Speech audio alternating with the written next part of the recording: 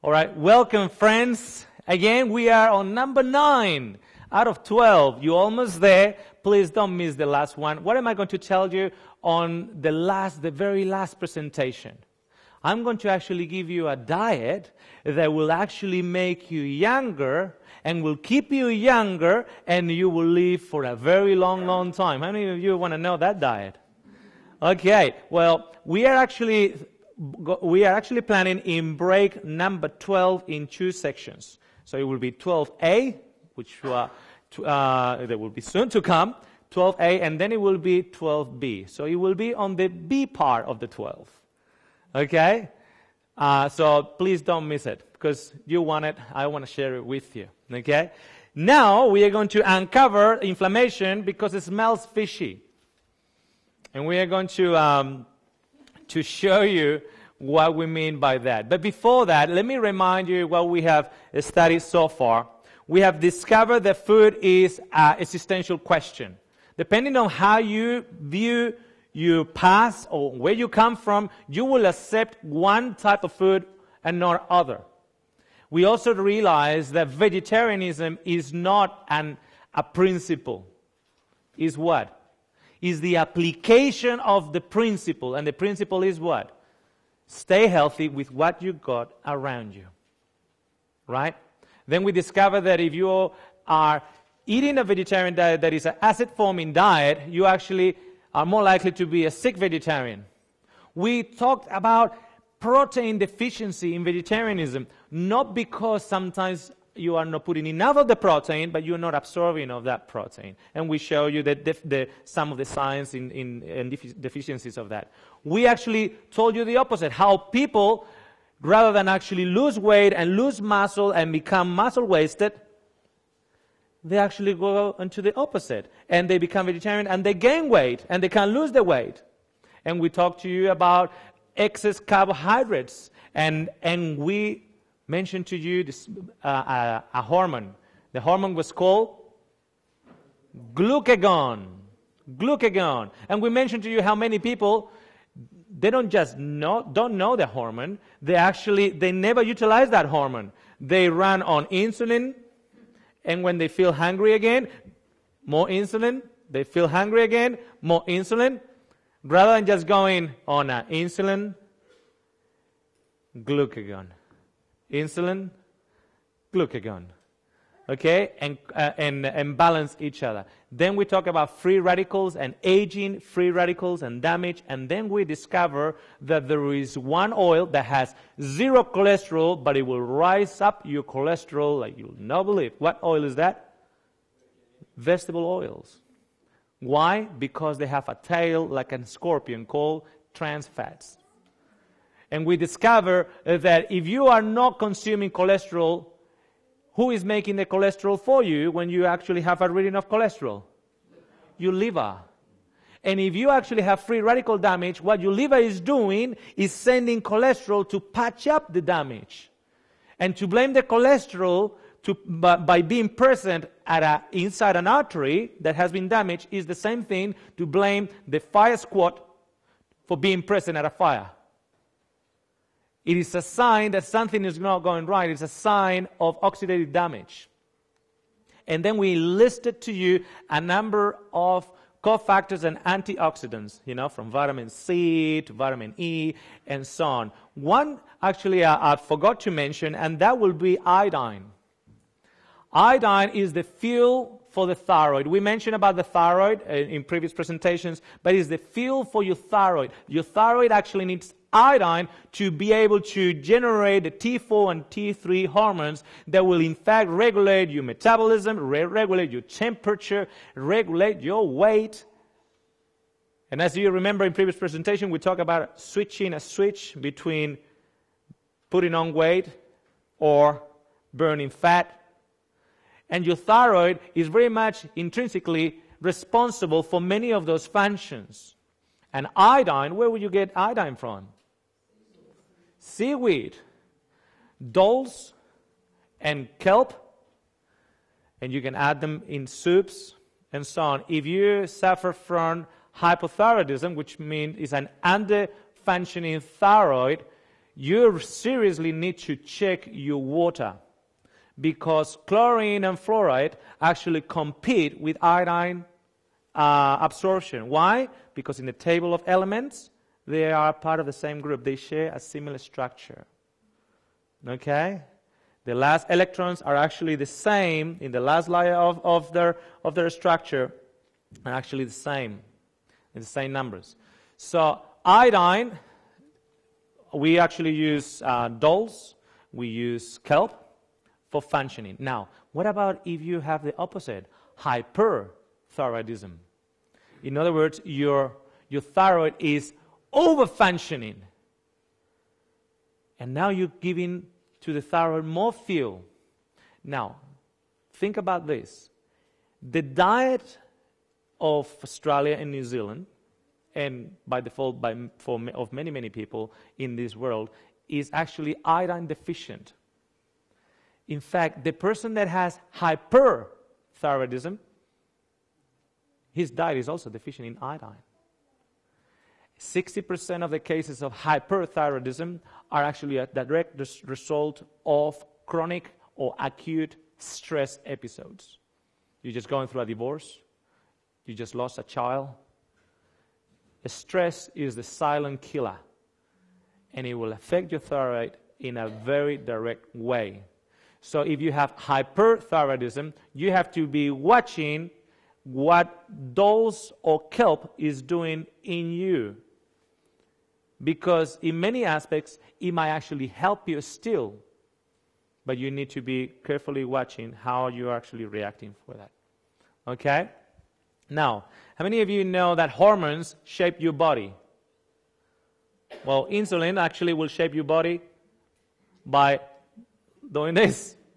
Glucagon will shape your body by doing this. That's why bodybuilders, when they need to show up their muscles, they go on a pretty much glucagon diet. They cut all the carbohydrates out, and they just go and eat eggs and meat and all that stuff. So there's basically no insulin.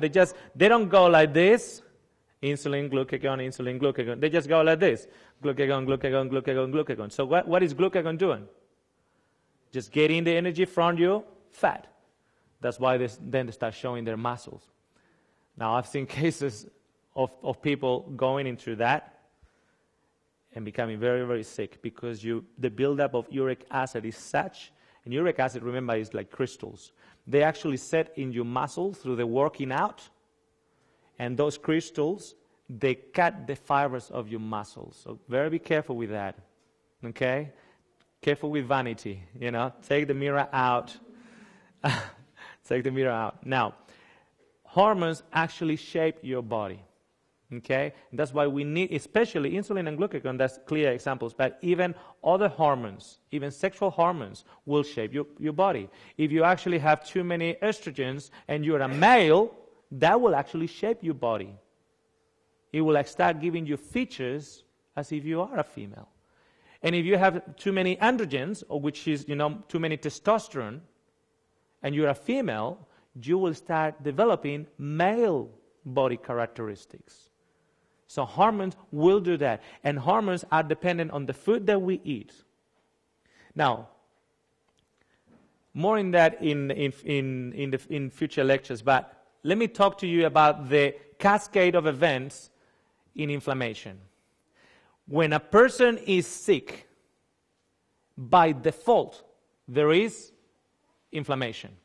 When free radicals act upon your tissues and upon your muscles and upon your glands and organs, by default, it will be inflammation. Chronic inflammation, when it happens more than 6 months and onwards. Acute inflammation, when you've been starting to feel a little bit of inflammation on your fingers, on your toes, your knees. You start feeling your liver. If you palpate your liver and you can feel it, that's not good news. You ought to lay down, and your liver should not actually be palpated. When we do physical examinations on people and we start palpating their tummy, and we go to palpate the liver. So you actually have to put your fingers underneath the rib cage there. And I go, oh, that's your liver. And they say, oh, goody, goody. I said, no, that's not good news. I ought not to touch it. Because your liver is here, protected by your rib cage. If I touch it, that means that your liver is inflamed. So you say, oh, I don't have problems with my fingers. I don't have problems with my knees. Yeah, but your liver is inflamed. And if there is inflammation, that means that it is leading to disease. Disease equals inflammation. So what is the cascade of inflammation? The cascade of inflammation starts with a gentleman called arachidonic acid. When arachidonic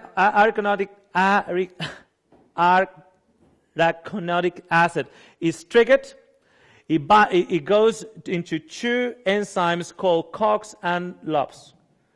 And then a cascade of events with prostaglandins that in itself create inflammation. They go to those different areas and they create inflammations. Leukocytes start going to that area and create inflammations. And then in that area, you start losing protein from that area. You start breaking down tissue from that area, and you might end up with arthritis in your knee. Okay? Now, what do drugs do? Well, they just turn off the tap so the cascade of events don't happen. For instance, the corticosteroids, they actually inhibit the formation of arachidonic acid.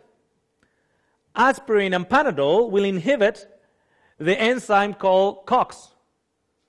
So if COX, which is there, doesn't happen, then all these beneath, the prostaglandins too, don't happen. So guess what? You don't have inflammation. Basically, you have an event that requires an inflammation from your body, so the body will give you the sign that something is happening, and guess what you just done? You just cut the wire. You know, I'm driving, I just bought this new car. This new car has all this dashboard full of potential lights. LED lights there. And I'm driving, and all of a sudden this light comes up. And he's telling me that I need more coolant. So I just happen to have a screwdriver next to me. I get the screwdriver and I do like this. I got rid of the blue light. I fixed the problem. Then I keep on driving, and I got another light. This light is red. It's telling me that I need oil in my engine. And that light is very annoying to my eyesight. So I get the same screwdriver, and I do like this. I fixed the problem, didn't I? A few kilometers after, my engine blows up. And now what it was only going to take, a $25 container with coolant, now is an entire head gasket. And the whole engine is good for nothing. We have to be careful because we need to recognize inflammation as a sign that something is not going right.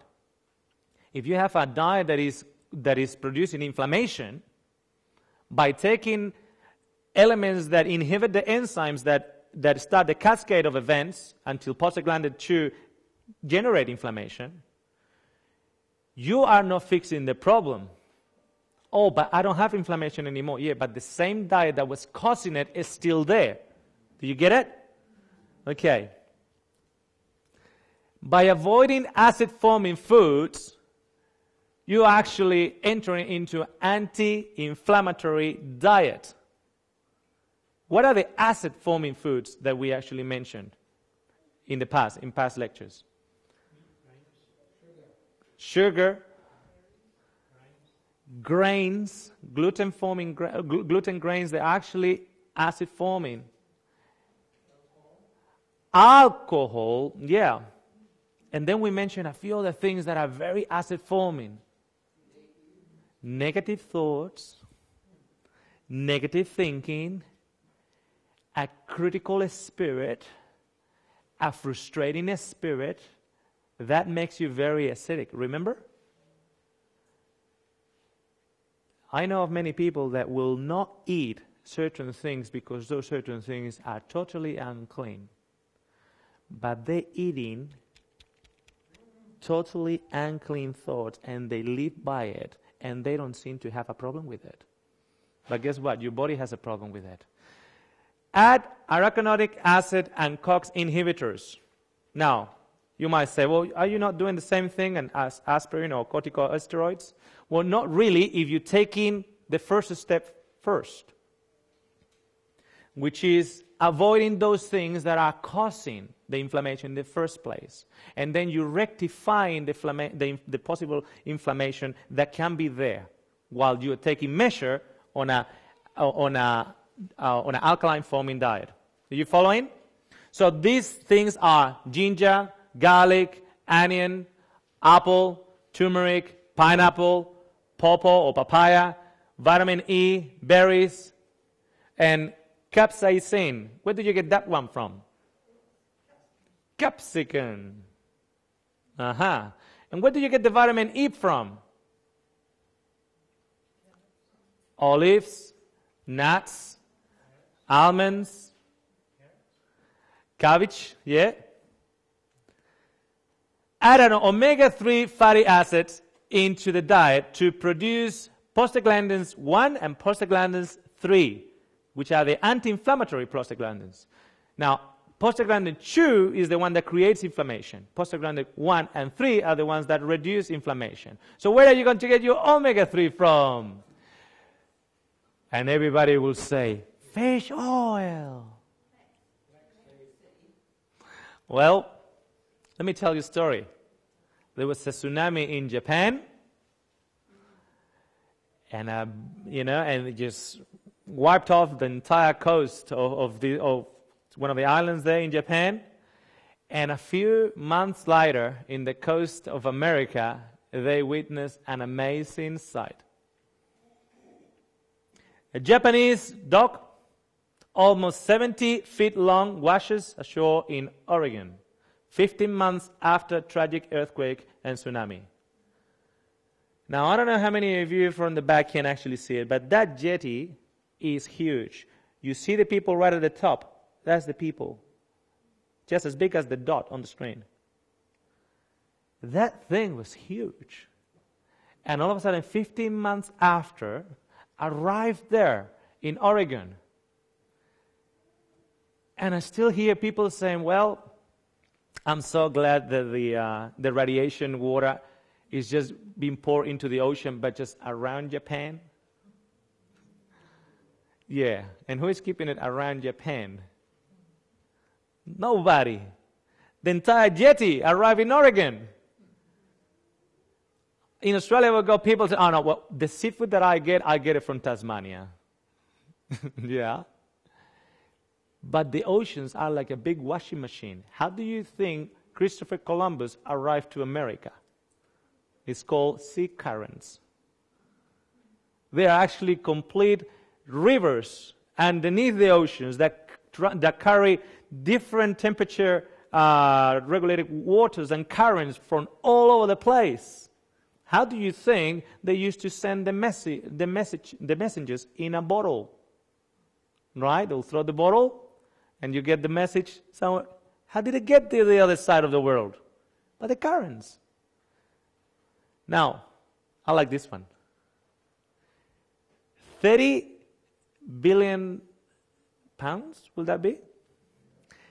Bill to purify water systems after toxic impact of contraceptive pills. This is in England, and England is now, this is by the way, 2013, and it was published by the Guardian, and they actually said that the damage of contraceptive pills are having a direct impact in the population of the fish in the rivers in England, and they actually need to actually clean it up. Now imagine this. All the ladies in England going every morning to the toilet and flushing the toilet. All of them, or a great number of them, I should say, on the pill or oral contraceptive pill. and it goes into the water. And the British government is recognizing, whoa, we're getting rid of the fish because they are becoming infertile. There's a study that reveals that they have now problems to maintain the population of the polar bear. Now, they control the polar bear, they put him protected species, one of the protected species, but now they have problems to create new numbers. Why? Because they are sterile. How come? What is the diet of the polar bear? Fish. Now, and I'm going to get the fish oil to get my omega-3, right? Now, guess where heavy metals store up in your body? In the fat. Heavy metals store up in your body in the fat. Guess where heavy metals store up in the body of the fish? In the fat. And what am I going to take for my inflammation? Fish oil, right? Does that make sense to you? Does it make sense to you? It doesn't make sense, doesn't it? So, the story of the fish actually smells fishy. Because omega-3, when it's exposed to sunlight and when it's exposed to heat, it becomes rancid and inactive. So unless you're eating that fish raw, you're not getting it because you frying the fish, or you're cooking it. You put it in the oven or whatever. The moment you're cooking it, you're exposing it to the heat and you're destroying the omega-3. It's false advertising. There's only one company that I am aware of, and it's an American company that has in the label written 95% guarantee free from heavy metals. It's the only one that I am aware of, and they cannot guarantee 100%. What do they guarantee? 95%. And they are the ones that are promoting it as saying, we are the healthiest one. Whoa. If the healthiest one, they can guarantee 95% free of heavy metals, what about the ones that you get from the shop? They don't have anything in it. Okay, so what's the problem with heavy metals? It will affect UV complex vitamins, and therefore will start working against your nervous system. Okay? So the true story of the fish is this. Flaxseed has actually more omega-3 than sardines and salmons. Now, the fish oil is a very concentrated one, so doses of fish oil will have more omega-3. But if you compare natural products like the flaxseed and the sardines, you will actually have more on the flaxseed, which is the linseed, right? And what are you going to do with it? You're going to ground them in a small container, and you're going to keep them in the freezer in a small container. Why in the freezer? Because you don't open the freezer as much as you open the fridge door. So you're keeping that little container away from the light and from the heat. And you're only going to ground a little amount because you're going to only use it for a couple of days or 3 days, and then you get a new batch. Because if you buy the ones from the shopping center that are already made up, and they've been sitting on that shelf for who knows how long, the omega-3 is not there. It's become rancid because of the light and temperature. You get it? So you only do a small batch. Walnuts are still bigger concentration than sardines and salmon. Okay? So that the story of the fish is a myth. And we need to recognize that. Now, nowadays, because I deal with people from all sorts of walks of life, I need to be the stepping stone to where they are at. So they can hold my hand and I can actually walk with them further. I cannot expect people to jump from 100 meters to where I am now. Would you agree with that? So I need to be where they are at. And they're eating healthy, and they say to me, well, I'm not sure if I am ready to jump all the way into a vegetarian diet. So I need to be able to help them as a stepping stone. And they said, I am going to eat fish. And I said, if you are going to eat anything from the animal kingdom, please don't eat the fish. Get an organic chicken that you know where it comes from, you know what they feed in it, and get the lean part of it. Get an organic lamb that you know where it comes from, and you get the lean cuts of it, and add a little bit on your casseroles, and add a little bit on your stir fries, or whatever, but don't use the fish. Nowadays, fish is even more dangerous than organic lamb and organic chicken. Now, what am I doing? I am seeing that person where that person is at, not with that person where I want that person to be. I need to be the reaching hand to help him. And, you have to be careful because in the vegetarian world, I will be an apostate. What are you saying, Oscar? Are you telling that person to eat lamb? No, I'm telling that person to move healthier. Do you get that? Because my job is for him to be healthier.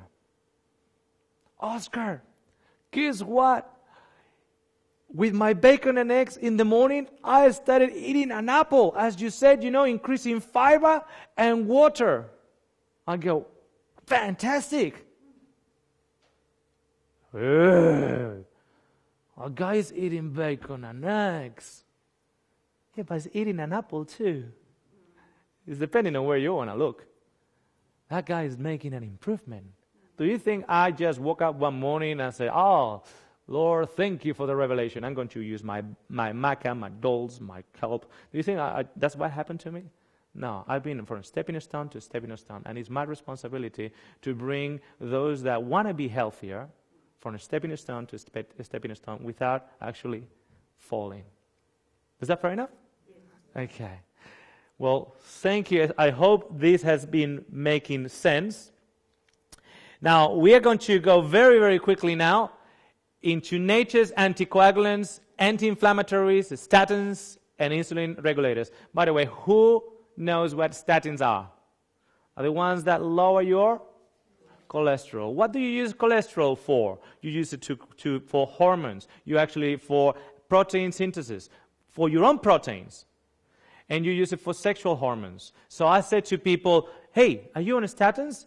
Oh yeah. Don't you rather just try first changing a few things and maybe that can help? And say, not sure. This looks very easy. You just take this and will lower your cholesterol. And I said, they will lower all your cholesterol, the HDL and the LDL. It will actually lower, those two things are not cholesterol. They are the transporters of cholesterol, but they will lower it. And you say, oh yeah, well that's a matter. Well, okay, you obviously don't. Are you married? I say, yeah. Okay.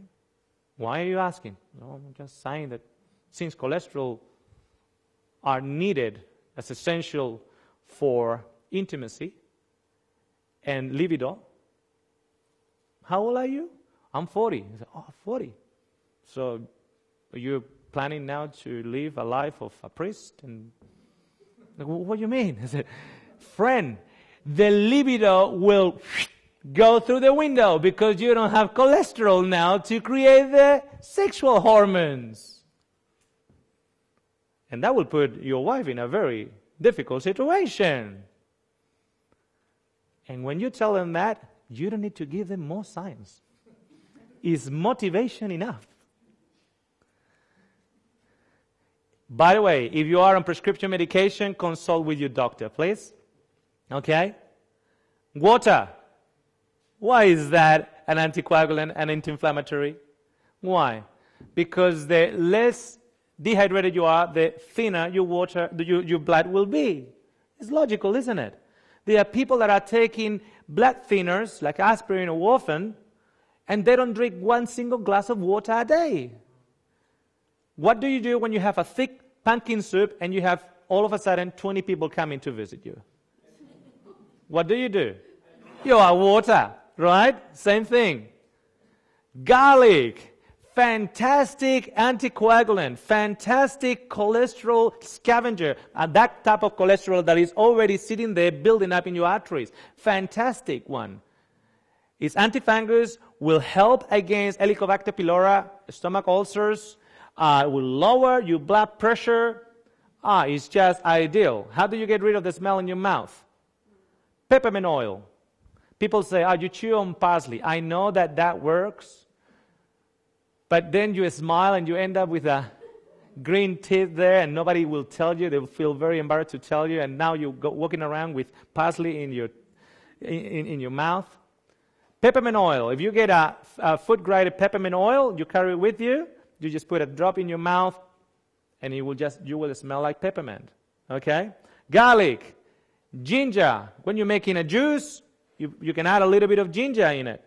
Okay? You can actually grate ginger and add it with honey and use it as a spread. Turmeric. Turmeric is the yellow thing that you add to your chickpeas. Okay, you can even put it in capsules and you can take it. That is a tremendous blood thinner. Onion. Pineapple. Pawpaw or papaya. By the way, I should mention something. How many here know what warfarin is? It's an anticoagulant, and actually it's a blood thinner.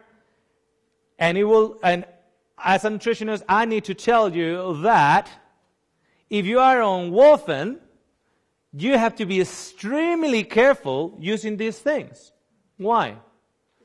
Because you are adding to the effects of warfarin.